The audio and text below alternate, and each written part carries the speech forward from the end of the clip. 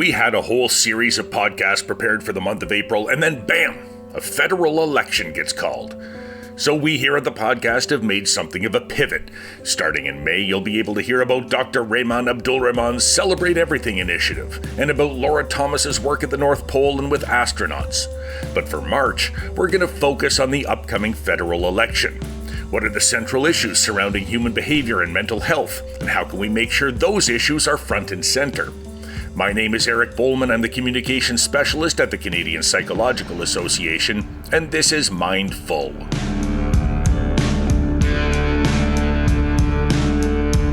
I didn't have to go too far to recruit today's podcast guest. I was at a staff meeting where we were discussing the policy primers the CPA had put together in anticipation of an election. And now here we were a couple of weeks later with an election actually called. Now he said, how about a podcast series in the lead up to the election? And I said, I love that. And then I walked down the hall to his office, and here we are. Hi everyone, my name is Glenn Brimacombe. I'm the Director of Policy and Public Affairs at the Canadian Psychological Association. Splendid. And my co-worker, so we have a federal election. And this is the first federal election that I've participated in as part of the CPA that hasn't been virtual, right? The previous one was right in the height of COVID. This is the first one where people are going to be able to actually go out and meet their MPs as they campaign and things of that nature. And you've put together a series of policy primers for our membership, psychologists in particular, to speak with their MPs about and with the candidates who are in their ridings. And I'm wondering if you could just give me an overview, a sense of what you hope that people will take from this. Sure. So the whole idea behind the primers was to succinctly put together a series of effectively one-pagers that summarize a particular issue and propose a solution that the federal government can adopt to address the issue. So we made sure that we designed this in a way that it not only reached members, but probably more importantly, reached members of parliament, parliamentarians and senators, and those behind the scenes who are crafting the political platforms for each party. So that's why we released these in December, to make sure that we were in advance knowing that a federal election was around the corner. At that point, of course, we didn't know that it was going to be so soon, but to try and make sure that we were submitting our views in a very user-friendly fashion to those that were holding the pen and those that were politically going to be responsible for the platforms. The other piece, too, is now that it's out on our website, it's for the public to better understand what some of the key issues are that we are identifying and trying to engage the federal government and the political parties around. And to date, the response has been very robust in terms of the politicians and political staff, in terms of the range of meetings that we have held, that we've engaged them, and that we've tried to explain our views. And I think to our credit, consistency and persistency has been really important, because what we are speaking about here around the importance of valuing mental health parity and having new legislation that values mental health and physical health in the same way, talking about psychological research and the importance given the federal role, talking about creating new schools of psychology to expand and increase the number of psychologists that can provide care, and then talking about a tax credit opportunity for employers to expand mental health. These are well-articulated views of the Canadian Psychological Association over the last at least 5 years. So what we tried to do is repackage them in a way that is very user-friendly and allows politicians and even the somewhat uninformed politicians and political staff to read it and go, I get it. I understand the issue, and I understand what you're asking us to do. And I like the way that that's been packaged, because for a lot of things, for example, you mentioned mental health parity. So mental health on the same level as physical health. And that's what we'd like to see covered, under Canada's healthcare system. But it's so easy for a politician, especially in a federal election, to say, well, that's a provincial issue. That's not really a federal issue. And you've really articulated here what the federal government can do in order to support the provinces in making this happen. No, exactly. It's about trying to create those bridges for the federal government to walk across And no, most importantly, they have our support. And they have the support of the national mental health community as well. Governments, as you know, largely speaking, unless we're in a world right now, which is so unusual and unprecedented, governments generally are risk averse. And they're not bold in terms of the policies that they propose unless they know they're on terra firma. And that terra firma is knowing that the national mental health community, where the CPA has played an extremely strong leadership role, is providing that support and telling them, if you go in this direction, we will stand right beside you. We won't stand behind you, but we will stand right beside you and tell you that, and tell Canadians, this is the right thing for Canada. And you mentioned, that today's climate, which is obviously, as you said, unprecedented. There's something absolutely bizarre about this particular election cycle, given what's happening to the south of us. And I'm thinking one of the things that could be a really bold undertaking that doesn't really carry the risk it sometimes maybe would is this idea of increasing research for psychological science. Right. I'm talking to a lot of academics and a lot of researchers here in Canada who are saying, their colleagues in some of their studies are now going unfunded because of the cuts at the National Institutes of Health in the States, in particular, women's studies, LGBTQ studies, right? Anything to do with racism, anything to do with gender. All of a sudden, so much of that is off the table. And there is a way maybe that Canada can step up and take on some of that is the ball's being dropped by the Americans. We can take on some of that, right? Yeah, no, and I think it's framed largely in the context of brain drain. And knowing that the National Institutes of Health is about to absorb a cut of about $1.4 billion, the National Institutes of Mental Health as well, significant cuts. The question is, can we translate that into an opportunity for Canada? And again, I mean, we haven't seen the platforms in terms of what they're saying around investments in science, research, and innovation, but this is an opportunity. This is an opportunity for Canada, again, to step up and seize the moment in terms of, are there other world-class researchers who are about to lose or don't see the opportunity that once was in the United States and can come to Canada?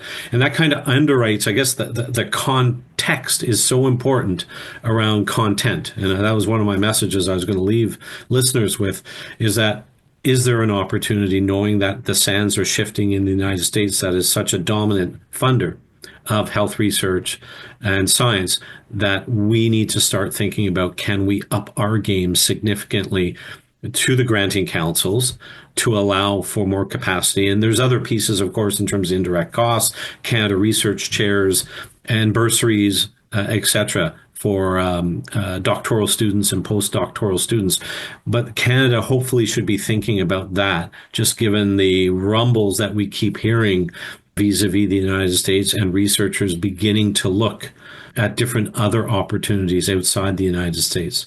And you are mostly in your job, and your colleagues, the people that you work with, tend to be working on, like, as you said, the behind the scenes sort of thing, the politicians and their staff that put together platforms that create these things. The people listening to us are probably not in those discussions in the same way. They're going to be the ones who are able to talk to a local candidate at a town hall or over one of these, virtual events, that they're able to ask a few questions, that they're able to push forward a narrative that they care about.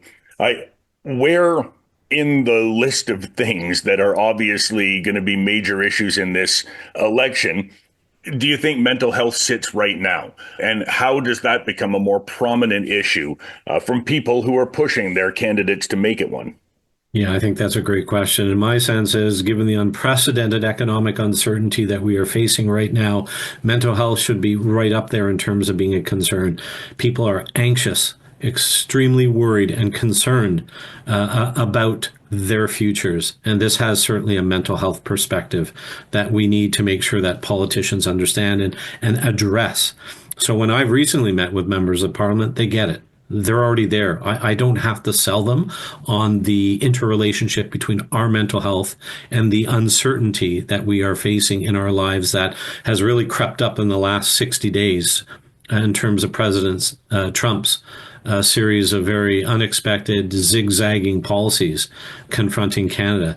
So they get it, and it's an opportunity. I mean, we weave it into the narrative in terms of making sure that they understand that we need not only, of course, to invest in terms of jobs, economic productivity, business investment, we also need the foundational piece to make sure people are feeling and are fundamentally sound from a mental health perspective. And is this election, with this uncertainty and with Trump's zigzagging policies and, absolute uncertainty as to where we stand vis-a-vis the United States, is this an opportunity to make some more bold moves for federal politicians, right? You say you don't have to convince them like that mental health is going to be an issue and that all of these things are a factor, but it has been historically difficult for people to convince politicians to make upstream changes, right? Address housing, address poverty, address the things that downstream create more mental health issues. Is now that time? Is it a better time almost to be able to make those arguments? Yeah, considering what we're facing as an external threat to the sovereignty of this country, let alone our economic survivability, I think it's loosened up Canadians' thinking about the art of the possible when it comes to different policies. So just think of interprovincial trade, although it's been on the table for the last 25 years, now it's become a flashpoint where governments are beginning to move and signal that they want to deal with this. Same thing on labor mobility, national licensure. Think of the healthcare space. They're talking that language. So the question is, how quickly can they move? Talking about building pipelines across this country in a way that we have not had the same degree of consensus about moving forward in this space is quite unique. And the irony of all this, Eric, is that when you look at the last federal election in 2021, it was a historic moment for mental health and substance use health in terms of every national federal political party fully acknowledging not only the importance of it in their platforms, but putting serious dollars of investment to address the issue. So the question is now, will they continue to do that and understand that we are at a moment in time, perhaps more important now than ever, to make sure that our mental health, our substance use health can be addressed if we are having any issues compared to the last 4 years. And it is, in a relative sense, in the mental health space, it isn't being bold. Our view is you need to be consistent in terms of your commitments that you made to Canadians in 2021. Now more than ever, we need you. Well, and it's in the lens of the last election that I'm thinking about this. Yes, very big strides in terms of mental health, but at the same time, I feel like a lot of those things that could have been done that would have been upstream. I actually hate the upstream, downstream, but I have no better analogy to make here, right? But they could have made a whole lot of upstream changes to alleviate the downstream effects. And while they invested in mental health, there was no real consideration of something like a basic income or things that could have happened in an election where COVID was such a huge issue and a huge problem for everybody. And it strikes me that that might have been that opportunity. And it worries me that we might let that opportunity slip through our fingers again. Yeah, that's a fair point. I guess from a political point of view, urgent crowds out important, 10 times out of 10. And there are moments where governments are making explicit choices where they're looking at the urgent priorities, knowing that they may be sacrificing or postponing what they know over the medium to long term is critical. So whether it's food security, dealing with the homeless, and making sure that we have affordable housing for Canadians. They know that that's important. The question is, can they get there, or are they seeing it being effectively integrated into their narrative with regard to where they want to take the country? So I'm a constituent. I'm going to go to an event that's being put on by candidates here in my riding, and I'm going to get a chance to ask them the questions. We've spoken about how, so many of these issues have a mental health component. If I'm trying to advocate for mental health parity, for greater investment in mental health research, for this sort of thing, when I'm talking about other issues, climate change, for example, do I bring up mental health as a part of that? Or if I'm bringing up mental health as part of that, does that take away from the message that we're trying to send that these particular policy issues would be most beneficial for Canadians in terms of their mental health? Well, Like, does it spread it too thin, I guess, is what I'm asking. Well, I think there are many opportunities and doors to walk through with regard to integrating the mental health conversation as we have framed it in the policy primers and the priority issues that are being identified by each political party. So there is not a one size fit all. There is not a magic bullet. And what I would say is you need to make it real in the context of how you view it and talk to your politicians in terms of perhaps a local example or a personal anecdote that allows them to understand the importance of the issue as you see it. So, I mean, there's many different ways in which we talk about the importance of mental health. And in my mind, to me, mental health interweaves or is interwoven within so many different facets of our lives that's where I come back to my point earlier. It's not about convincing politicians about this is important. It's about getting them to move and commit. And this is where that's why we put together the primers again, to make sure it is clear as to what we are asking them to commit to and not just nod their head and say, I get it. I know it's important. Thank you for your feedback. It's will you do X or Y? And one of the things that we're going to be doing in the next week or so is sending out a series of questions to our members to help them think through how do they want to converse with their member of parliament or at an all candidates meeting to make sure that we are pressing them as best and respectfully as we can, but pushing them for some clarity about what are they going to do and what are they going to commit to in terms of investments, whether they're upstream, downstream, or improving overall access to care. And you and I and some others at our organization have been going back and forth on those questions that we're going to be putting out to our membership. And they do seem to be designed to elicit a commitment or to at least hear a verbal commitment that, yes, we are going to do that. We want to look into that. How often at town hall, a virtual town hall, an all candidates event, has someone actually committed to something like this? Like, is this a possibility, or is it just the constant repetition that's going to down the road lead them to commit to it? It is a possibility, and it has happened. And so if the platform is out, pick your political party that has a particular series of commitments around mental health and substance use health, trust me, that politician that's being asked will reiterate the commitment that political party is making. So part of it is timing, where a candidate may have some high-level speaking points. All candidates have a series of speaking points on a series of issues to speak to. But if they've already committed and unveiled their blank around mental health and healthcare, for example, then they will speak to that. So there may be an opportunity, and I guess it's a question of timing, but that should never stop any of us, whether it's a CPA member or a member of the public, to push and get politicians as to a point as best that we can to nail them down with regard to the clarity as to where they stand on an issue. That makes sense. And as we go forward, the one thing I like about our system is that we have a 1-month election cycle, and it's nice and short and concise, and we can get a lot done in that time. I feel like the Americans have a never-ending election cycle, so I never know when their elections are on or not. But ours is a short time frame. What do you hope to see done in that short time frame, so that by the time election day comes, we've secured commitments from various parties that people understand what those issues are when they're voting on them? So what we want to see are platform commitments.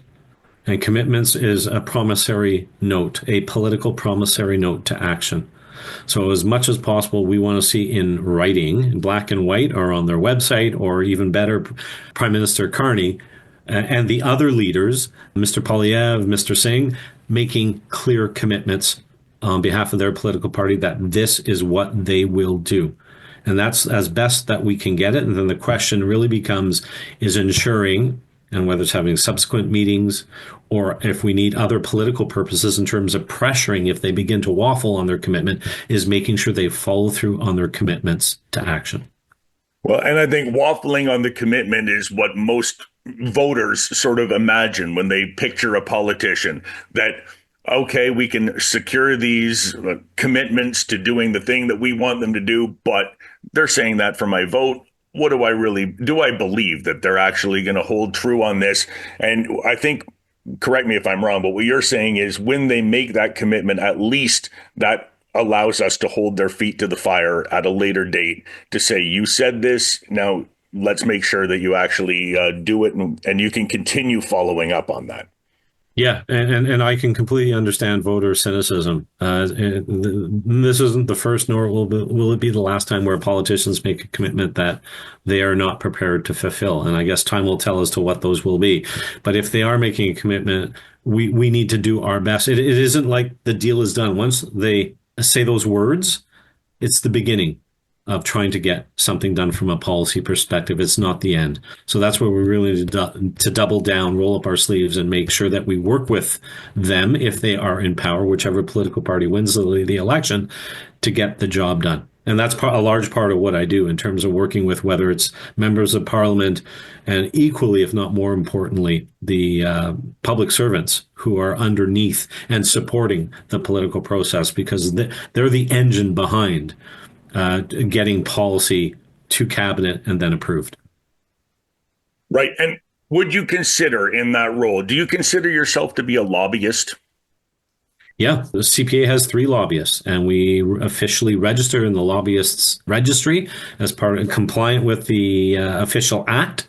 Yeah, I've been a lobbyist for over 25 years, and it's just part and parcel of making sure that we are very much part of the process. And it's important to understand for the listener that lobbying is not a dirty word. Lobbying is an essential part of the electoral and policymaking process that governments welcome. They want to hear, they want to interact. They need to better understand when they're moving forward with legislation or changes to policies and programs where the different communities are. Some may be offside, not share their particular view as to the way we need to move forward. And there may be others that, of course, are on the other side. But it's really important to engage. And that is effectively the issue. It's engagement and making sure that the voice, the knowledge, the expertise that psychology has, which is substantial, needs to be part of the political decision / policymaking process.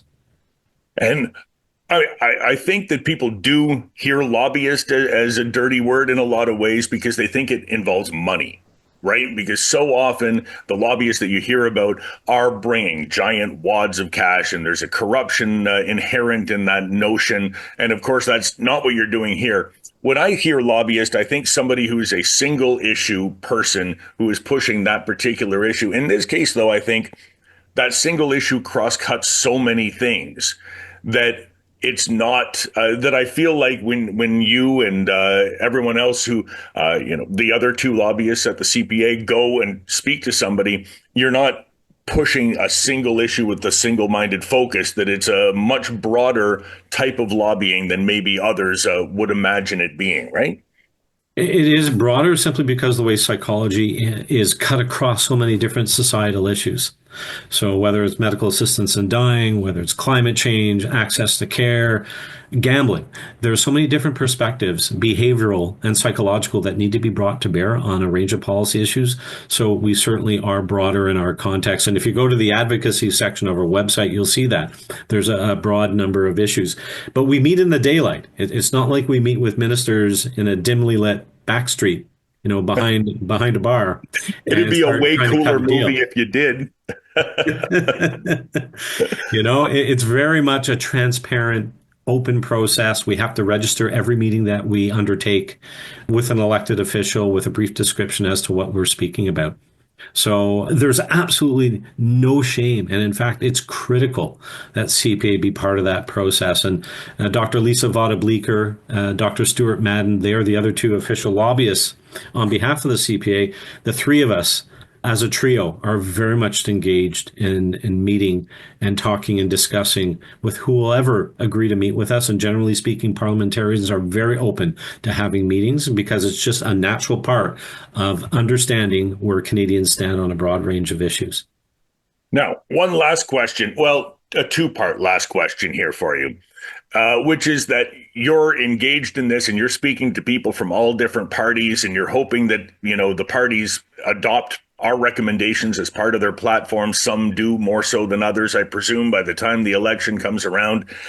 Do you try to maintain a complete nonpartisan view of this? Like, do you end up by election day deciding that you're going to vote for somebody because they have, adopted your ideas more so than others? And do you end up leaning one way or the other, or do you just try to stay completely neutral at all times? So the CPA is a nonpartisan organization. We are apolitical. We do not support any of the political parties at all. And in fact, what we're after is good public policy, good evidence-based public policy. And it's not about the politics of the moment or the color of the political party that we're actually meeting with. What we're trying to convey, when you look at our briefs, our position statements, they are evidence-based. And what we go and say to politicians and civil servants is, what you're getting is the best advice from the profession based on the evidence that we know. This is not rinsed through any political lens as to what we think. So even myself, I am nonpartisan. I don't belong to a political party. I never have. And I try and stay as neutral as I possibly can in making sure that what we are talking about is the content and why we think Canadians deserve good public policy. Yes, and that's what I'm talking about is you specifically, because, you must have some personal thoughts as you go through this and, try to maintain complete neutrality regardless of those thoughts. But I know of some people who are engaged in this kind of advocacy work who will do something like never vote, for example. Like, I will never vote because if I do, then that might affect the way that I approach this in a less than neutral way. So I will avoid that kind of thing. Do you take steps like that? Or, do you still go out and vote in the end? Oh, that's an interesting question. I don't think I've ever been asked that one, but I exercise my right to vote like every other Canadian. And okay, on election day, where are you going to be? Do you have an election watching party? Do you, do we get together as a CPA team, our lobbyists, and watch the election coverage all together? I guess it depends. Through the years, I've been in different places with colleagues, and certainly I have friends across all the political spectrum, as you might imagine. So I've been at different venues with colleagues watching the results as they come in. But I think for this election, I'll probably be at home with family and a few friends. And this has been such an unusual, I've never seen the degree of political engagement with my neighbors, for example. And many of my neighbors know what I do. And just the degree of people pulling me aside and sharing their perspectives on a range of issues, it's been heightened simply because of the threat that has been exposed in a sense with the President Trump's series of policies and desire to annex Canada. I've never seen the degree of political engagement. And hopefully there will be a few positives that will emerge through this very challenging and trying and anxious-ridden process. And maybe that's one of them, is that we're seeing a higher degree of political engagement in this country. We're seeing, I think, a higher degree of cohesiveness and nationalism, perhaps patriotism. Canadians generally don't beat their chest, but I see many elbows up sweaters and shirts as I'm out shopping and at the grocery store.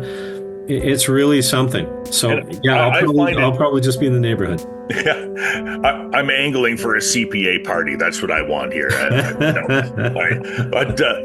I find it super encouraging too when I go to the grocery store and things are so clearly labeled, this is made in Canada, and and until now, I always am a cynic when I go to the grocery store and I see the organic section and I roll my eyes and go like, okay, like every mushroom's organic. Why are you putting that in the organic section? I don't even believe you or whatever. But I believe them when they put the Canadian flag on it. I feel like there's some actual research and actual thought has gone into that.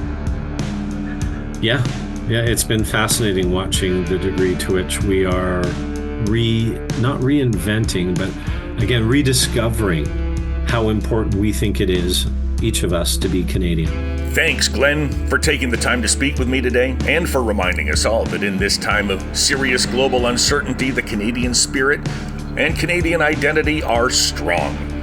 I hope we take that energy and that sense of community to the polls and that good things happen as a result. And thanks to you, our listeners, for streaming, downloading, and sharing this episode, which was written, hosted, and published by me, Eric Bowman. Our producer and editor is Jamie Montgomery, and our theme music is Avenues by David Taylor.